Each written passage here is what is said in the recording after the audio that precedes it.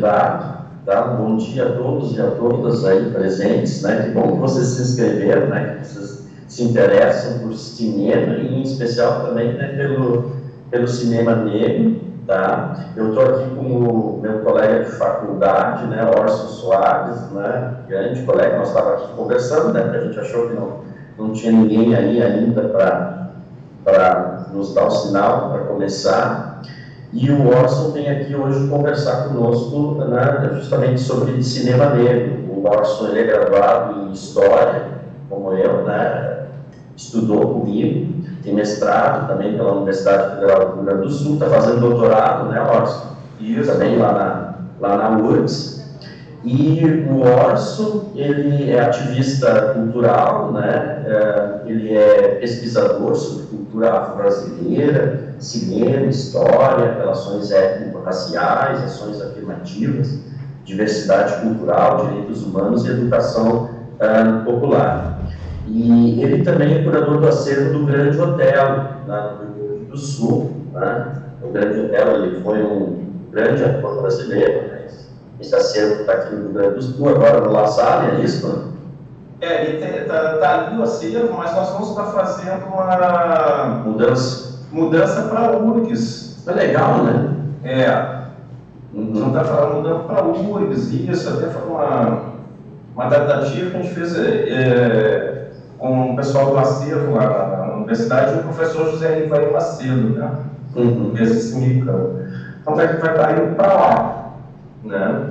Então, eu deixo a palavra contigo, Orson. Eu começo então aqui a compartilhar, tá, na minha tela. Eu não vou conseguir, então, responder vocês, tá? Começar a compartilhar aqui. E aí a palavra é sua, fique à vontade aí. Obrigado. Nada.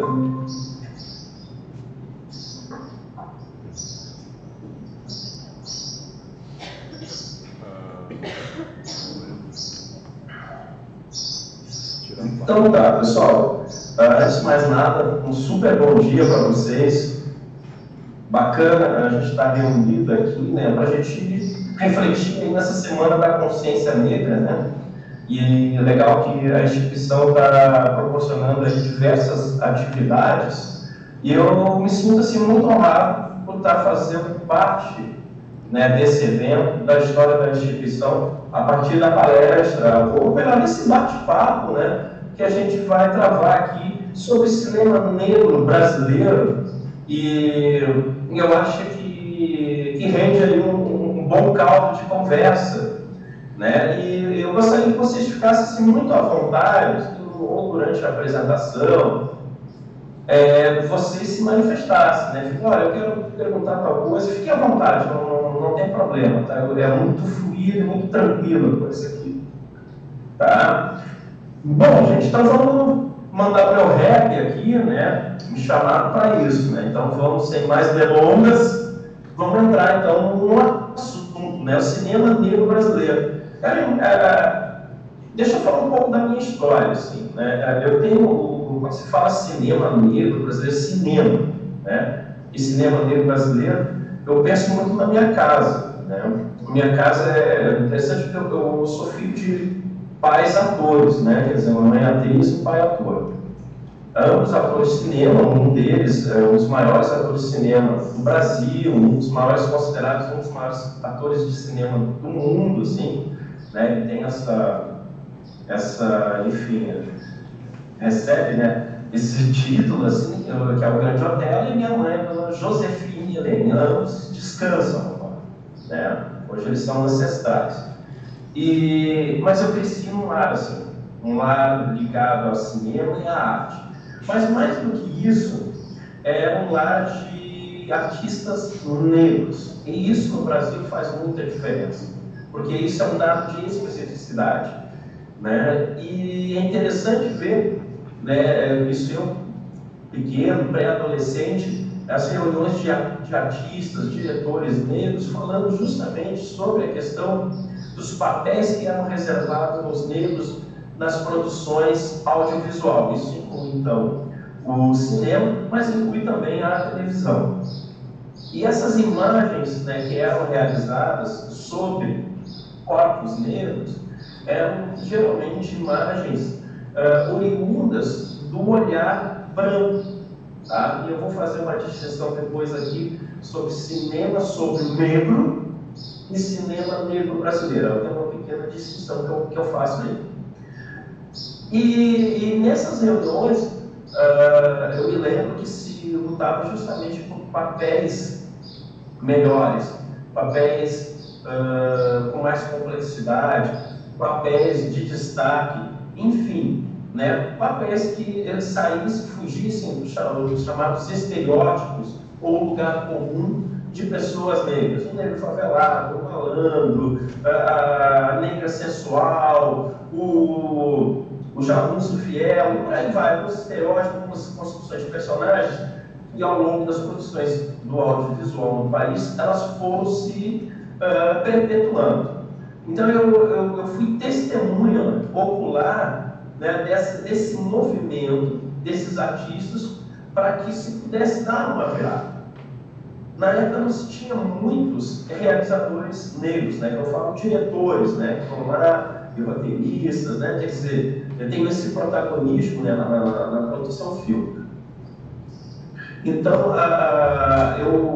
como eu falei, fui testemunha disso, e para minha grata, maravilhosa surpresa, né, do final dos anos 90 para cá, foi acontecendo uma mudança significativa no que diz respeito a produções realizadas por pessoas negras.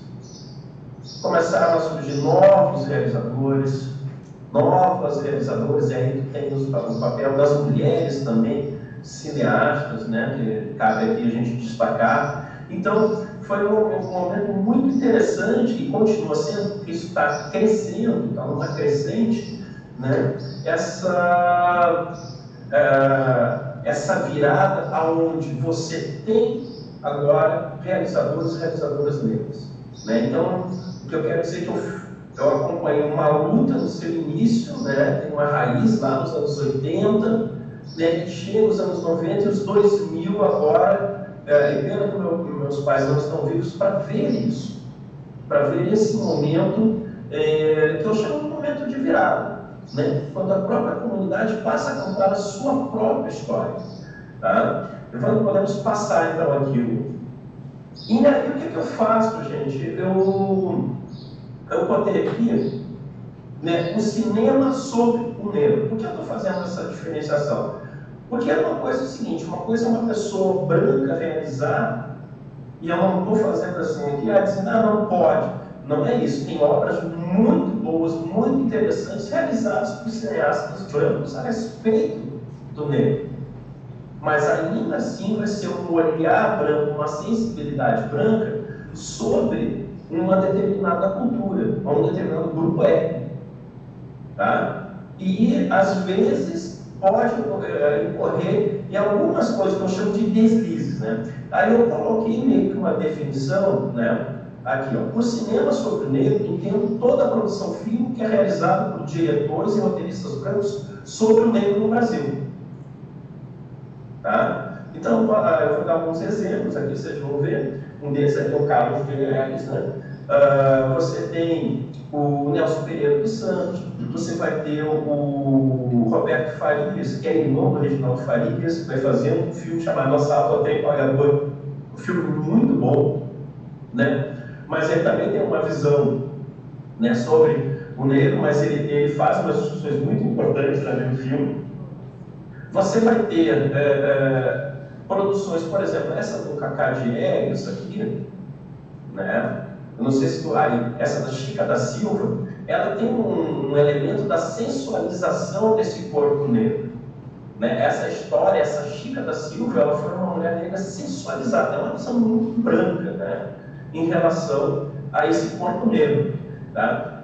Que parece que Carlos Diegues já tinha feito um filme relacionado à história dos Quilombos Palmares, que é o primeiro, é Ganga Azul. Depois ele faz o Quilombo, que é baseado na obra do Décio Freitas. Viu, Ivan? Essa aqui, eles leram a obra do Décio Freitas e montaram esse filme. Tá? E daí, o O que o Kaká Diegues faz também, que eu acho que é interessante ele pontuar isso, né? Mas ele dá uma visão, numa época que é produzida essa coisa da resistência. Então tem uma leitura, quer dizer, esse quilombo do Palmares tem uma leitura do Kaká Diegues, né? Muitas vezes nem vai ser muito um quilombo ou um Gangazumba histórico, né? Mas pode ser um Gangazumba e um quilombo idealizado, né? Dentro de uma determinada concepção de mundo, política, né? E isso é interessante falar sobre cinema, já que nós estamos em uma oficina, o cinema é uma linguagem, tá? Então acho que a primeira coisa que a gente tem que ter claro é uma linguagem. Na ideia de linguagem, ela tem um discurso, e é importante entender o discurso que é emanado do cinema, tá? E ele tem direção, e ele é influenciado pelo tempo em que está sendo produzido, influenciado também pela ideologia, tá? Que, enfim, um determinado diretor está ligado. Então, ter essa sensibilidade de ver que também um filme, mesmo que seja bom, um filme nunca é inocente. O filme vai ser sempre um discurso. Isso é muito importante. Ah, mas eu vi o filme lá dos Teletubbies. Não interessa. É ele que vê o discurso que dá, a ideologia que está ali. Entende? Ah, ver o filme de espaço lá, né? Espaçonave na Terra, amigo. Então você tem que ter a sensibilidade de entender que o cinema é uma linguagem que tem um discurso e que esse discurso não é inocente. Ele tem lado, ele tem posicionamentos, e essa sensibilidade a gente precisa ter. Então, o que eu quero dizer é que uma produção sobre o negro pela ótica do branco vai ser sempre uma produção sobre a ótica do branco. E não os interessados, né, no caso os negros, né, vão dar a sua opinião. Vai ser diferente. Né? E aí é o que eu falo dos deslizes que podem aparecer. Estereótipo, sensualização do corpo negro, exotização da religiosidade afro, entre outros. A gente vê muito isso em algumas produções, essa coisa da religiosidade afro como um elemento exótico, né? E nesse sentido, acho que a gente também tem que pensar como é que são tratados os aspectos culturais da comunidade afro. E aí, então, né, pode passar, Joana. Aí, ainda sobre o cinema sobre negro. Aqui, ó, por exemplo, nós temos algumas obras, todas muito boas, tá? Muito boas. O Orfeu Negro, do Marcelo Cabigas, foi premiado, Palma de Ouro e tudo mais. E conta a história do Orfeu Negro, né? Mas, olha só, que é uma peça do Vinícius de Moraes, se eu não me engano, e que Vinícius traz para dentro da realidade do mundo, né, uma história do universo grego, da antiguidade, né? Então faz essa adaptação para dentro do mundo, né? É muito interessante, né, essa história que vem, né, do Ocidente para dentro de uma comunidade negra, tá? É bacana, né, porque é reproduzido toda a história, né, de Orfeu e Eurídice, né, nessa produção do Marcelo Cabigas. Esse aqui, o José Carlos Pura, do filme Também Somos Irmãos, que é o tema da minha dissertação, a análise da minha dissertação. Esse daqui é um olhar branco sobre a questão racial de 1949. É um diretor que está muito conectado com a ideologia da democracia racial. E o filme é quase que um desabafo, tipo, olha, por que a democracia racial não está acontecendo? Lembrando que a democracia racial é uma perspectiva que foi adotada pelo Estado brasileiro a partir ali da figura do Getúlio Vargas, né, e potencializada por intelectuais como Gilberto Freire. Tá? Mas a ideia ela já reside antes, né, do Gilberto Freire. Mas eu quero chamar a atenção que, tendo um pioneirismo sobre cinema negro, assim, mostrando o negro mais visualmente. Claro, tem um filme Moleque Te Amo, da Atlântida, que é um pouco mais antigo, mas esse aqui é do Orson Welles, It's All True, é tudo verdade. O Orson Welles, ele é um cara ligado ao pensamento mais progressista nos Estados Unidos, tá? E em 42 ele veio morar no Brasil, porque ele veio filmar o Brasil. E o Brasil que ele veio filmar era o Brasil real. E isso causou um desconforto, né, nas elites, até do próprio governo brasileiro, porque o governo brasileiro queria mostrar o Brasil branco. E o Orson Welles foi numa contramão tentando mostrar um Brasil negro, ribeirinho, né, e por aí vai, né, os jangadeiros, né, o Brasil do povo, o Brasil real.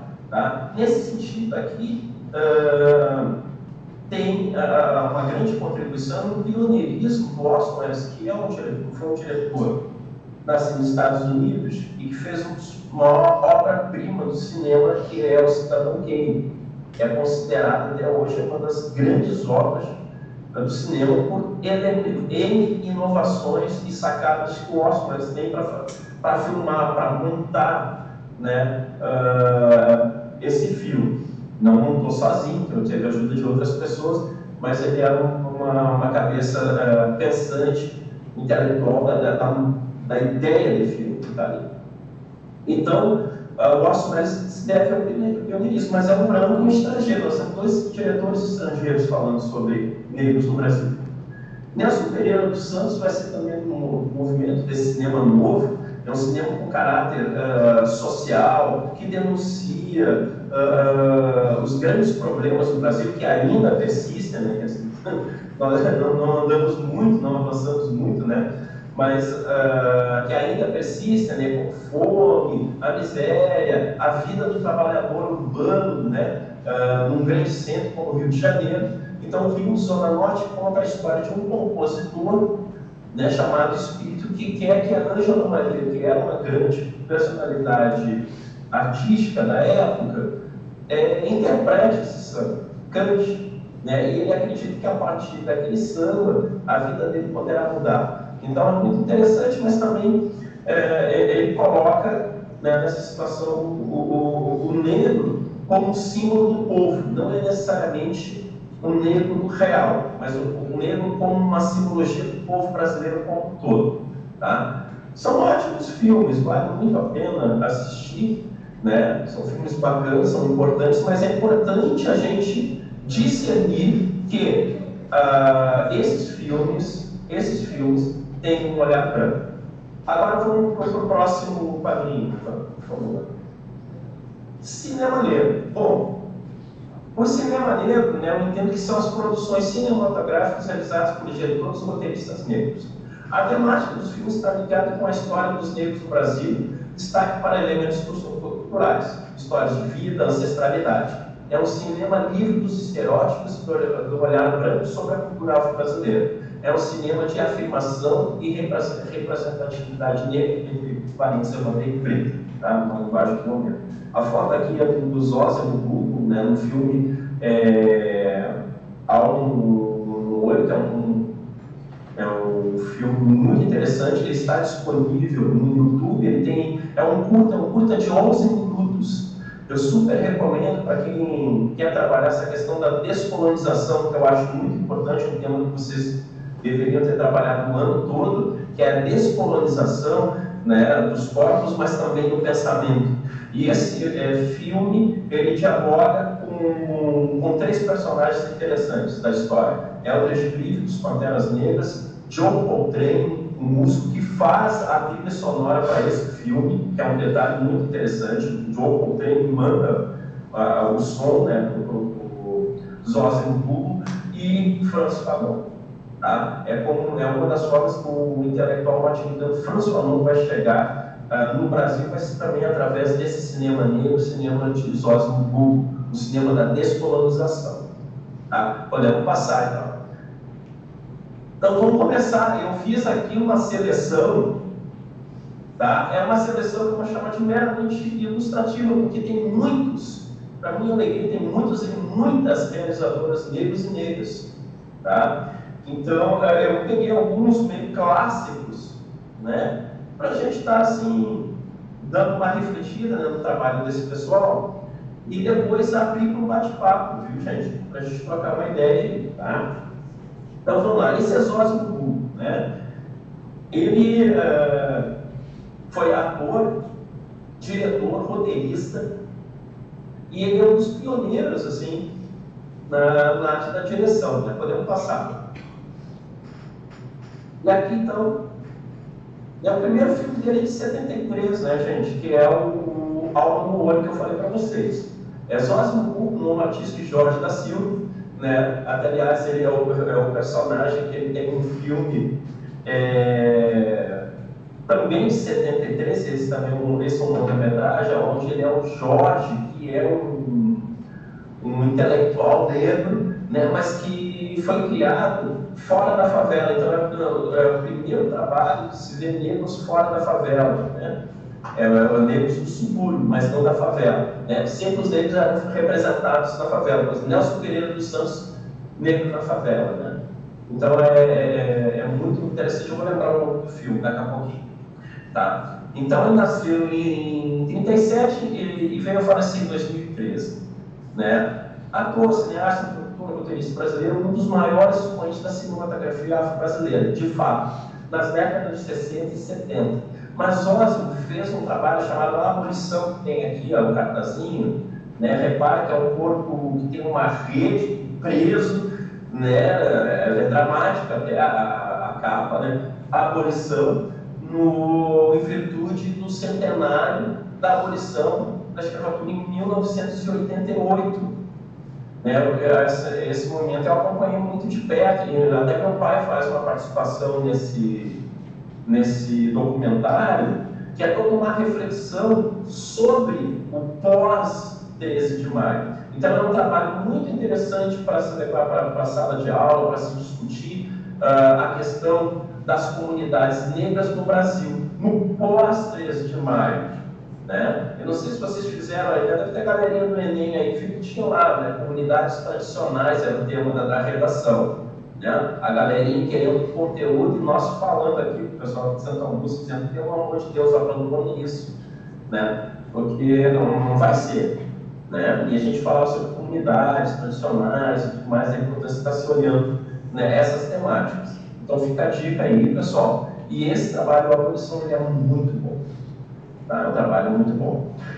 Reparem que começa agora os temas de real interesse da comunidade negra começam a aparecer, né, no olhar dos diretores e diretoras negras. Tá? Podemos avançar, que tem uma filmografiazinha aqui, ó. Aqui, o primeiro dele aqui é o Alma no Olho, né? Então ele vai falando, né, de certo, em cara do samba, aí fala abolição, samba no trem, Pequena África, que é uma comunidade que tinha ali perto do que hoje chama-se Praça Alonso, perto do Sambódromo. Então ele vai, nos temas dele, ele vai trabalhando lugares, territórios e pessoas ou temas diretamente ligados à comunidade negra. Principalmente quando a gente fala de território. Território é muito importante, vem da geografia, essa noção, ela se amplia para além do espaço físico e tem a ideia, o corpo como território. Tá? Então, aonde esse negro estiver transitando, costuma ir, se movimenta ali uma territorialidade afro, uma territorialidade negra, né, que se movimenta na cidade. Né? E aí vai entendendo esses personagens como eles vão se relacionando com o dia a dia de uma cidade como sei lá, no Rio de Janeiro. Podemos avançar. Aqui tem um outro que esse eu conheço, né, o Joel Zito Araújo, um prazer conhecê-lo.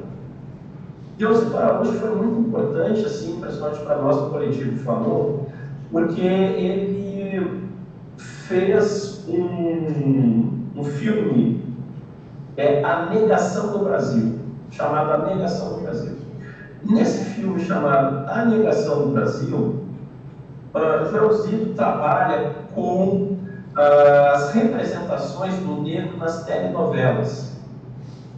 E como as telenovelas elas foram um elemento de difusão de racismo, né, através das personagens que eram criadas, como eu falei, né, personagens estereotipadas ou presas a determinados papéis, lugares comuns, né? Muitas vezes esses indivíduos negros que apareciam nas novelas ele não tinha um nome, ele tinha um apelido, não tinha um núcleo familiar, né? Ele é desgarrado do núcleo familiar, né? E é interessante que ele vai fazendo essa crítica, né, às telenovelas, e hoje a gente já começa a ver uma representatividade um pouco maior e começamos a ver, ainda a passos lentos, esses negros e negras saindo do lugar comum. Então, eu acho que o trabalho do Joelzito Araújo tem uma grande importância para fazer pensar o papel e como é usado, né, como são usados os corpos negros, né? Eu acho que isso também é muito interessante. Podemos passar aqui. Tá? Ele além de cineasta, ele é professor também, né? Ele é doutor em Ciências da Comunicação e Artes pela USP, pós-doutor pela University of Texas. Entre os filmes de Joel estão Tudo Verdade e As Filhas do Vento, e o documentário Cinderelas, Lobos e o Príncipe Encantado. Ele também fez agora filme sobre o Meu Amigo Fela, que é sobre o Fela Kuti. Vale muito a pena conhecer esse personagem, o Fela Kuti, músico, né, uma das grandes expoentes do Afrobeat, né, um gênero muito legal, super recomendo. Assim. É importante a gente sair da caixa, sabe? Vamos ver outras coisas. Ir em África lá e conhecer esse pessoal. Mas além de música, ele foi um ativista, né, lutando por melhorias de condições de vida do povo dele, né, da Nigéria. Assim. Tá? É um trabalho interessante. Então, o Joelzito tem esse trabalho aqui, que é a Negação do Brasil, que eu acho que vale a pena uma amostra aí no Instituto, porque é muito bom, tá? E tem como se trabalhar essas questões dos estereótipos de representatividade. Eu acho que é super legal. Podemos passar. Aqui tem uma pequena filmografia, né? Tá? Mas tu vê, né? Segue produzindo, né? Tem uma produção constante, tá? E é uma das referências nossas aí sobre cinema negro, né? Dentro daquela conceituação que eu coloquei para vocês. Tá? Podemos avançar, vamos ver agora uma menina.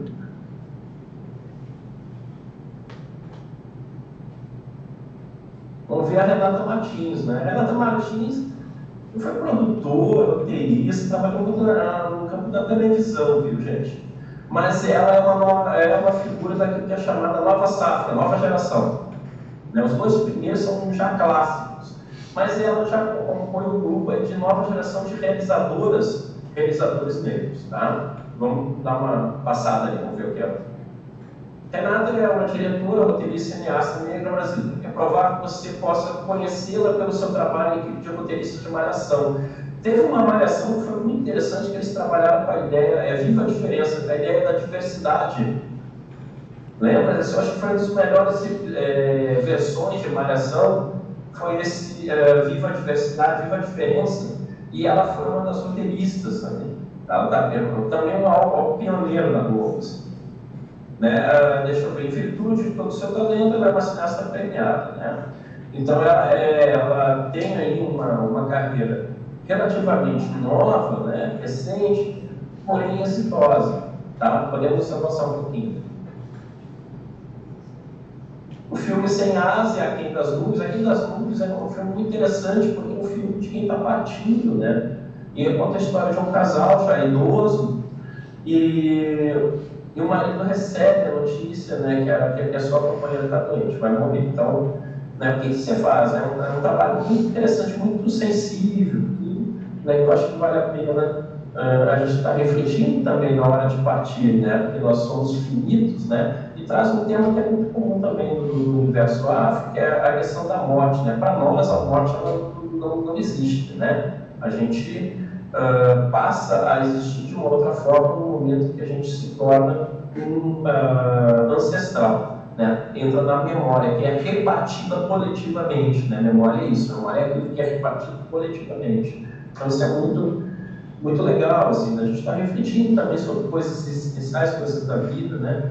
E trazendo um caldo cultural também da comunidade afro nessas leituras, né? Sobre a vida, o mundo, né? Podemos passar. E aqui está outro colega que eu conheço também, que é o Jefferson D. né, os responsáveis pelo movimento Dogma Feijoada, né, que é uma afirmação de cinema negro, principalmente a partir da vida de São Paulo. O Jefferson Nickel, ele é um cara que é um cineasta que não para. E o último grande trabalho dele foi o Dr. Gama, que conta a história de Luiz Gama, que foi advogado, que libertou várias pessoas da escravidão no pós-1850, quando já era proibido o tráfico negreiro, né? Então isso aí para mim é muito importante, porque o Jefferson, né, sempre traz figuras importantes da nossa história, traz problemáticas que estão realmente nos afetando, né, e traz coisas muito importantes. Né? Podemos passar. O Jefferson estudou cinema na USP, né?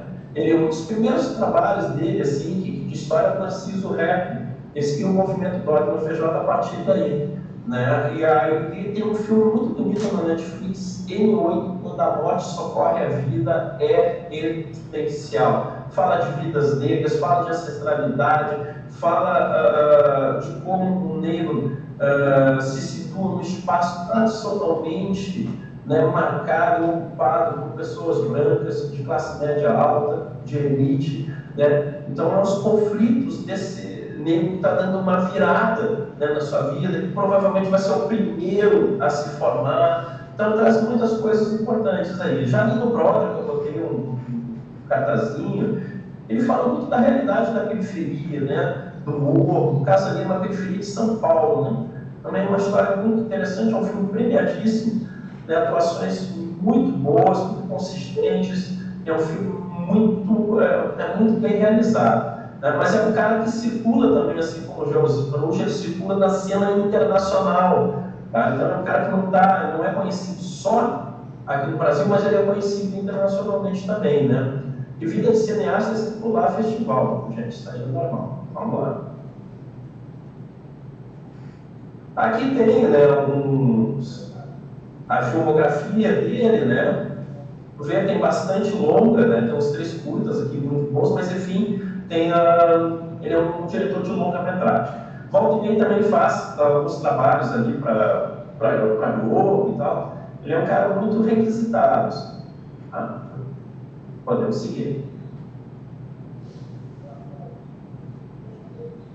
E aqui tem a Carmen Luz, né? Ela vai trabalhar uma outra perspectiva que é a dança, né? E essa questão dos corpos negros, né? Então vale muito a pena dar uma olhadinha assim, no trabalho dela. Ela também entra numa geração, né, relativamente nova de realizadores de cinema, mas ela traz coisas muito importantes, muito profundas. Mas ela é uma pessoa ligada à dança, assim, né? Então vamos dar uma avançada aqui.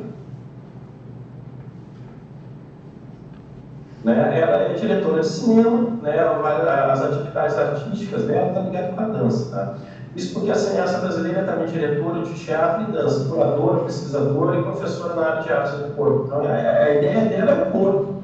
Né? E é muito legal trabalhar o corpo, o que é propriedade, porque a gente trabalha, nós, afros e os nossos irmãos indígenas, né? Nós temos a questão da dança. E por que a dança ela é importante, porque o corpo ela é importante, porque o corpo tem que ser livre, né? Esse corpo da igreja, né? Que a gente tem que ficar todo ordenado, o corpo do Foucault, né? Que a gente tem que estar todo sentado retinho, não pode ser o quê, a gente não é um corpo livre. Então, eu acho que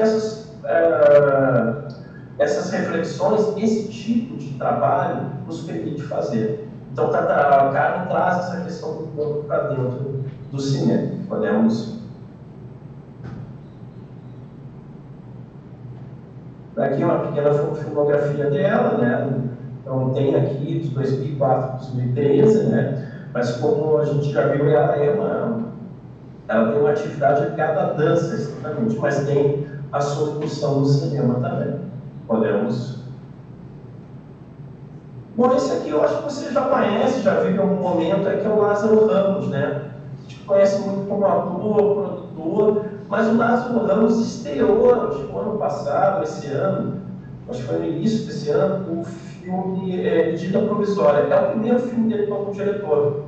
Lázaro Ramos e a Thaís Araújo, a companheira dele, eles têm um elemento muito legal, que eles servem de inspiração para muitos pretos e pretos, né? Porque eles fazem papéis como protagonistas e tudo mais, mas agora essa incursão do Lázaro no cinema, né, é muito bem-vinda, né? Porque nós precisamos cada vez mais ter realizadores, uma figura como o Lázaro, que tem um respaldo muito grande, né, produzindo filme, é importante. Então ele fez, podemos passar aqui, né, ele fez o Medida Provisória, tá? Mas aqui, aquilo que eu falei, vocês conhecem mais de novela e tal, clipes, né? Então ele fez uma incursão no longa-metragem. Tá? E o Medida Provisória é uma distopia onde sai um decreto, tá? Um governo né, distópico, né, que, enfim, tem zero tolerância para a comunidade negra. Ele faz uma proposta, que na realidade é uma obrigação, para essa galera voltar, sair do país, voltar para a África, para os negros voltarem para a África. Né? E aí a história toda é em torno, né, dessa questão, né, de uma sociedade distópica que vai perseguir negros e tentar mandá-los para a África, e claro, vai haver uma resistência a isso. Então, né, é um filmezinho interessante, é um filme militante, tá? Eu entendo como um filme militante, mas é bem feitinho, é legal, vale a pena assistir. Podemos passar. Agora vamos mais uma moça. Bom, isso aqui é a Camila de Moraes, né? Essa aqui é em Rio Grande do Sul. Tá? A produção do Rio Grande do Sul, mais uma realizadora. E o filme dela é muito bacana porque relata um caso de 1987, que é o caso do homem errado. O caso do homem errado. E essa história do caso do homem errado é que a Brigada Militar prendeu um trabalhador e sumiram o corpo. O cara exatamente não tinha nada a ver. Ou foi confundido e pegaram esse cara e mataram ele. Não podemos esquecer que a Brigada Militar em 87, ela ainda respira, bom, respira até agora, mas respirava muitos ares da ditadura. Aonde era normal pegar uma pessoa na rua, se tu achasse suspeito, excluir com ela. Tá? Então é bem complicado. E ela pega justamente esse caso, se debruça sobre esse caso e produz um filme que então vai se chamar O Caso do Homem Errado. Tá? Uma produção do Rio Grande do Sul, uma realização do professor Camila de Moraes. O Watson, que é uma coisa que acontece muito, né? Agora aconteceu com um rapaz, né, ali na fronteira, né? Um menino, aconteceu, né? Que a Brigada Militar pegou, né? E acabou matando o rapaz, né? Não, exato. Quer dizer, nós estamos as estruturas, e aí esse aqui é o questionamento, ela está questionando essas estruturas policialescas, né? Que a gente tem, que ainda é um resquício da ditadura. Se falar o nível de democracia do Brasil, ele não é tão alto. O Brasil tem que entender, nós estamos em 200 anos, cara, e é o seguinte, 200 anos é muito pouco. E nós somos um dos países mais atrasados do chamado Ocidente. Só para tu ver como a gente é um pouco atrasado. Enquanto lá os caras estão discutindo questão do clima, não sei o que, energia renovável, não sei o que, a gente está discutindo uma madeira de piroca, se a terra é plana e se as igrejas evangélicas serão fechadas. Olha o debate. Olha o nível do debate. Ou se o comunismo vai voltar. Cara, o comunismo, coitado, nem estreou. Como é que vai voltar, né? Nem estreou o comunismo. Ninguém nem sabe disso, nem os próprios comunistas sabem o que é isso. Pelo que não sei. Né? Mas nem isso. Então, quer dizer, o fantasma do comunismo é uma coisa requentada lá na época da Guerra Fria, né? E se povoa a galera com esse imaginário, esses fantasmas, né? Então, infelizmente, o Brasil é um país muito atrasado, muito atrasado. Ah, mas a gente tem internet e isso não quer dizer nada, a gente é atrasado. Entendeu? As nossas elites são atrasadas. Nós ainda temos general Leco mandando tweetzinho, ameaçando o Superior Tribunal Federal. O que é isso, gente? Entendeu? Então, nós temos isso aí, cara, no país.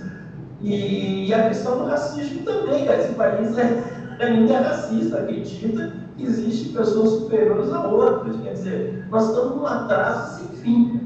E por isso que é importante a educação étnico-racial, essa questão da lei 10.639, a 11.645, que fala sobre história e cultura afro-brasileira, mas também fala da perspectiva dos nossos irmãos indígenas, para que a gente saia dessa loucura chamada modernidade, que foi o que veio lá dos 1500. Isso não nos interessa mais, isso nos atrasa, gente.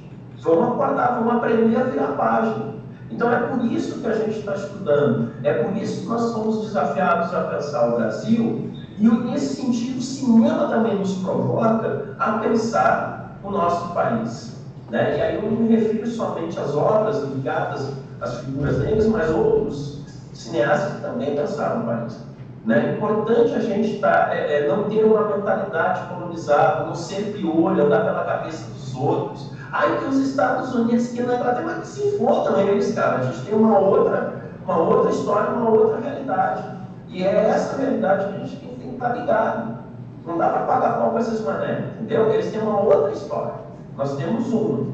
Tá? E entender a nossa história é uma forma madura de lidar com os nossos traumas. Traumas que vêm do mundo de uma sociedade que é escravocrata e dividiu a sociedade entre os que mandam e obedecem, e está aí, olha com quem você está falando, né? Isso está presente na nossa sociedade. Temos que virar a página, temos que aprender a virar a página. Mais do que isso, temos que ter coragem para virar a página.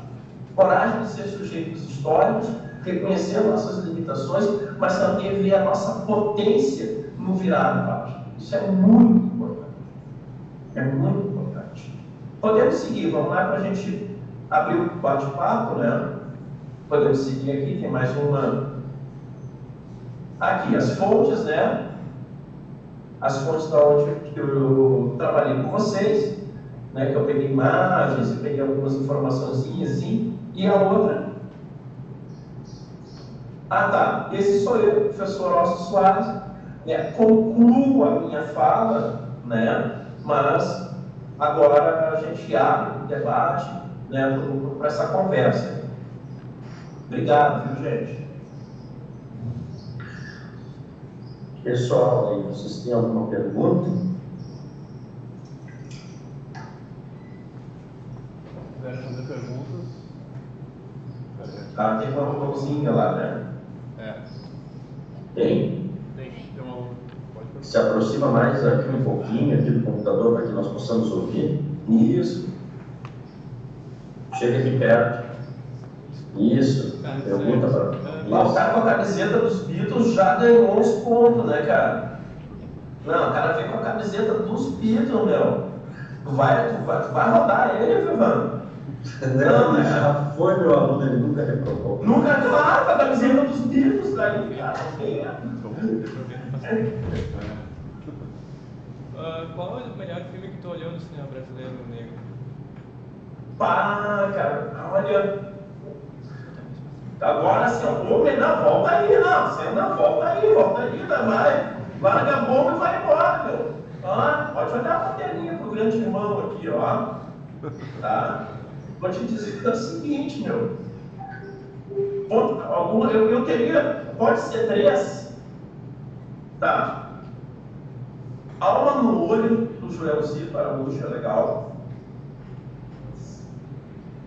Compasso de Espera, desculpa, dos Osmos do Alma no Olho. O Compasso de Espera é interessante, que é feito pelo Antunes Filho, que é um cara do teatro. Tem no YouTube, vale muito a pena assistir, e é com os Osmos, que trata também da questão do assalto ao trem pagador. Porque todos os três têm uma questão de um intelectual. É claro que eu estou aqui defendendo, falando em causa própria, um intelectual chamado Franz Fanon, que é um cara que eu estudo. E percebo nesses 3 filmes elementos que estão contidos no pensamento desse intelectual, que é o Franz Fanon. Então eu gosto muito desses 3. Mas assim, tem outros que são super legais, mas perguntar por que saíram esses 3? Porque eles têm uma relação um com o outro aqui, por causa desse intelectual Franz Fanon. Tá? E se eu não estou enganado, todos têm no YouTube. Todos esses 3 têm no YouTube. Tá? Vale a pena assistir. Vale a pena muito. Tá? Agora você pode voltar para o seu lugar Tá tudo certo, valeu. Mais alguém, pessoal? Se encoraja, aproveita que o Morrison tá aí.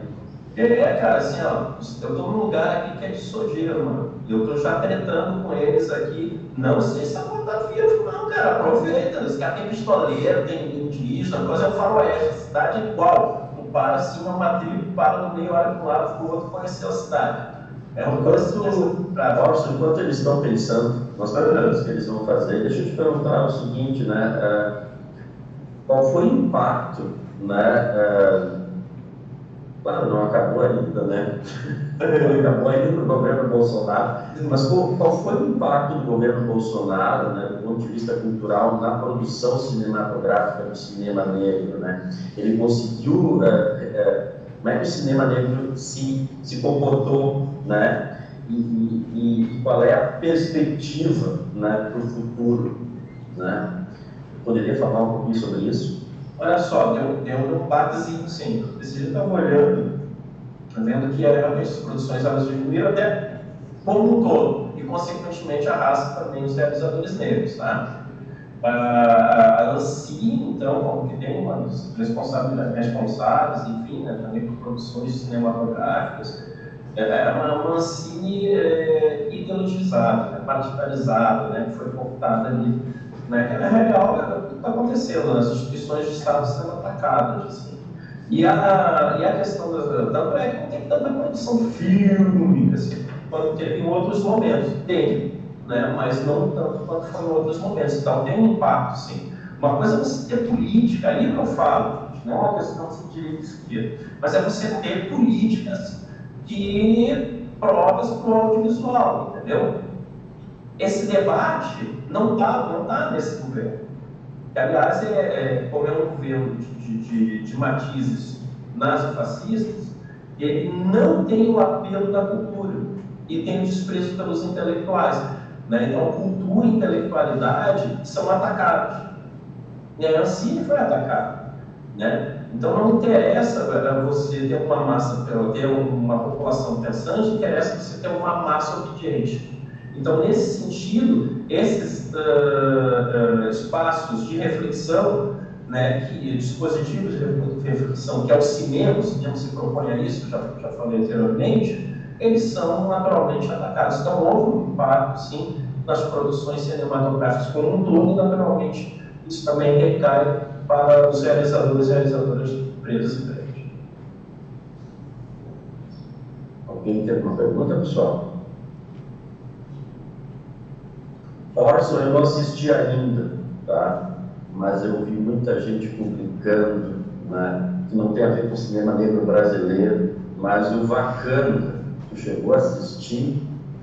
Não, esse 2 não, o 2 ainda não. Aliás, falando, tem filmes aí que estão rolando, que a Mulher Rei, com a Viola Davis, que eu acho que vale uma olhada interessante, que tem uma perspectiva histórica colocada ali. Não o Wakanda Forever, não as tem, mas o filme que eu vi mesmo foi o Pantera Negra, que dialogava muito com tradição e futuro, né? Na concepção de cenário, né? Então ali estava posto a tradição e futuro, na ideia que a gente defende aqui, enfim, trabalha com a ideia do afrofuturismo, né? Isso está muito presente, né, na produção Pantera Negra. Mas também traz um elemento de tradição e também tem um ramo da diáspora. Por isso que eu acho que o filme Pantera Negra ele tem desses da Marvel, para mim, é um dos melhores, se não for o melhor. Né? Porque ele traz esses elementos muito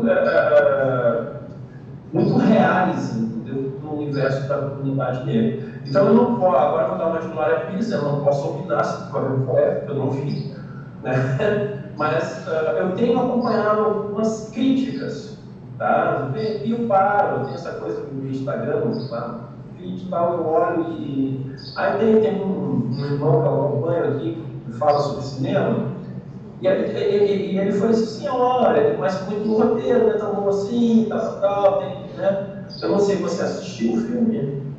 Não. Tá, então eu também não assisti, mas eu vi esse comentário, né? Mas, por outro lado, ele deve ser bastante interessante pela perspectiva feminina, né? Porque nós não temos mais o personagem masculino, morreu, né? E você vai ter um protagonismo feminino dentro dessa versão agora, né? Desse segundo Pantera Negra. Então, acho que isso é um dado aí interessante. E se a gente fala de feminismo, protagonismo feminino, em África, isso não era algo estranho. Estranho na Europa, né? Os europeus entendem que mulher é para procriar e limpar a casa, né? É isso. Né? Isso é chamado de santinho no final de semana, então o cara não usa, né? Para fora. Mas dentro da comunidade afro, as mulheres elas têm um protagonismo interessante, né? De liderança, né? De referência, né? Então, isso é muito importante.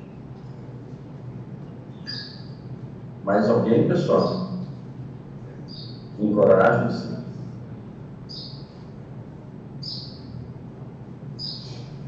Deus está vendo você formular a pergunta, né? E se travando aí. Estão rindo, né? Ai, será que eu falo? Pode falar, cara, tem que circular a palavra, meu. Se a palavra não circula, os caras dominam você, acorda, meu. Isso aí é herança do Brasil de cabeça. Um fala e o outro obedece. Cultura do mutismo, né? Paulo Freire, né? Educação como prática da liberdade. Né? Não, exato, para falar mesmo.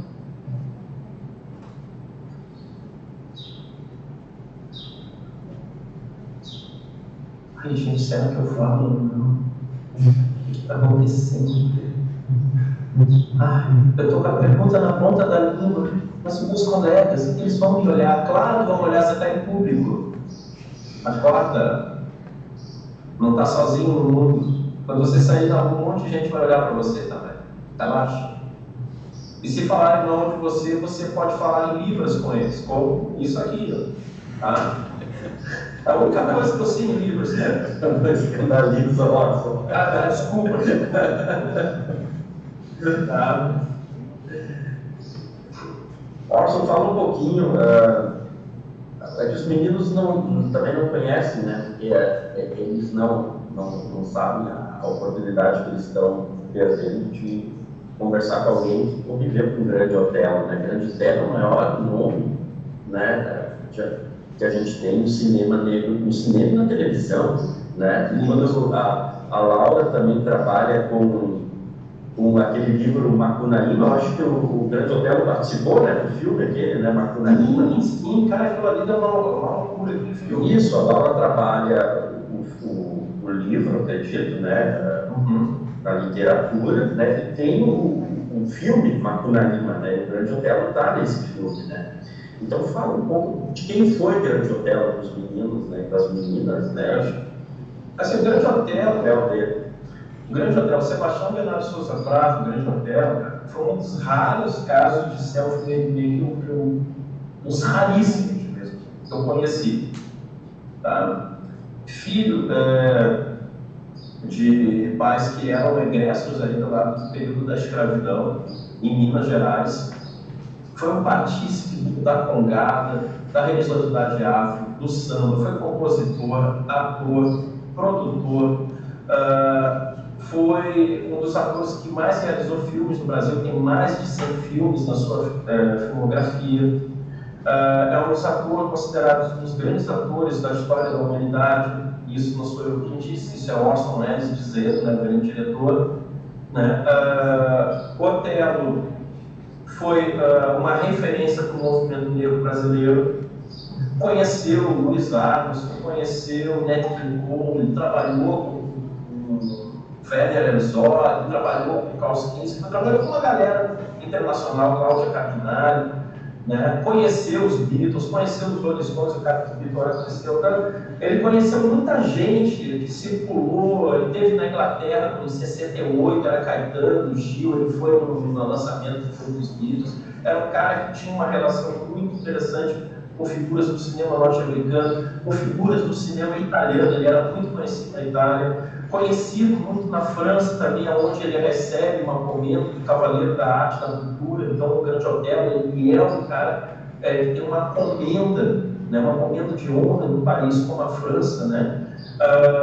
Ele também foi, além de ser meu pai, planilhista, né, quer dizer, uma pessoa muito sábia, né, ele também foi poeta, então ele tem uma veia de escritor, e tem também um pensamento negro a partir das vivências, né, que ele, enfim, das experiências que ele foi vivendo, e foi construindo o seu pensamento sobre a questão racial no Brasil. Então, tem escritos que eu vou organizando para fazer um livro sobre isso, né? E o Grande Otelo também, assim como outros, preconizava algo muito importante e que, para mim, é central. Assim como outros pensadores da diáspora, ele desejava que todos nós nos humanizássemos numa expressão, né? Ele usava uma expressão: o importante é ser gente. Gente é a ideia de humanização. Então, esse cara tem um pensamento profundo, né? Mas que ainda não foi devidamente investigado, né? Por quê? Porque ele tem uma carreira enquanto ator muito potente e geralmente o pessoal fica muito nessa questão do Grande Otelo ator, né? Uma Macunaíma, das Chanchadas, de outras produções. Ele também foi ator de teatro, premiadíssimo também como ator de teatro. Então ele é um ator que girou em todas as artes, sabia dançar, cantar, interpretar, aprendeu sozinho 3 idiomas, então ele falava o italiano, falava o inglês, falava o francês, né? Então, mas sozinho, ele é o self-made, né? Ele não fez cursinho, não, ele se fez sozinho, né? Para se tornar uma referência não só no Brasil, mas ele é uma referência fora também. Então, é um personagem muito interessante. As figuras que eu tive a oportunidade de conhecer, né, por conta, né, de conviver com o Otelo, assim, figuras interessantíssimas, né? Como eu falei, eu vivenciei todo esse debate sobre os papéis dos negros, enfim, né, com outras referências das artes aqui no Brasil. O Grande Otelo, ele ainda é um personagem, né, por ser grande, né, múltiplo, ainda a ser estudado como deve, ainda não foi estudado como deve. E eu quero falar uma coisa aqui, ó, do meu livro, tá? Depois da Bíblia, é o livro mais importante, não, brincadeira, sacanagem. Depois dos livros de Karl Marx, você pode, enfim, né, adquirir, né, A Bondade do Branco, o livro que vai mudar a sua vida. É quase um livro de vender como livro de coach, mas não é, entendeu? Ele vai mudar a sua vida, tá? Não, esse é um livro que é baseado na minha dissertação de mestrado, que eu analiso o filme Também Somos Irmãos, que é o primeiro filme que trata sobre a questão racial no Brasil. Tá? Então, aqui eu faço uma reflexão sobre o olhar do branco. Tá? Eu não estou analisando a figura dele, estou analisando aqui o olhar do branco, né? Aquilo que eu vinha falando para vocês lá no início do nosso encontro, né? Sobre a questão racial contida nesse filme aqui, Também Somos Irmãos. Tá? E esse filme, pessoal, ele está no YouTube, tá? Eu já procurei ele, né? Ele está todo ele completo no YouTube. Esse filme Somos Todos Irmãos, né? Só para citar lá direitinho, né? Somos Todos Irmãos, filme brasileiro, porque às vezes aparecem outros filmes. Também Somos Irmãos e somos irmãos. Porque tem esse que é muito interessante, até o Carlos Schioli, e eu acho que o Flávio Baracchi, que é filho do Antônio Pompeu, que infelizmente faleceu, a questão das origens do Comando Vermelho, né?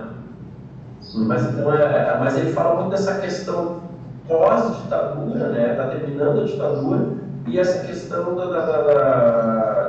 da origem dessas facções criminosas que acabam se organizando nos presídios. É muito interessante o filme, ele é bom. Pessoal, tem alguém que tem mais alguma pergunta? Pensou em alguma coisa? Senão nós vamos para o intervalo, porque tem outro grupo depois que vai ter a oficina 2. Eu preciso tomar café, mas eu estou vendo, Deus está vendo, e vocês aí, ó, se encolhendo nas perguntas. Então tá, pessoal, a gente agradece a participação de vocês, tá? Desejamos um bom sábado ainda letivo para vocês nas outras oficinas e agradecemos o Watson por essa primeira oficina também, tá? E daqui a 10 e 15 aí a gente volta para o segundo grupo. Obrigado. Valeu, galera. Obrigado pela atenção de vocês, viu? Valeu.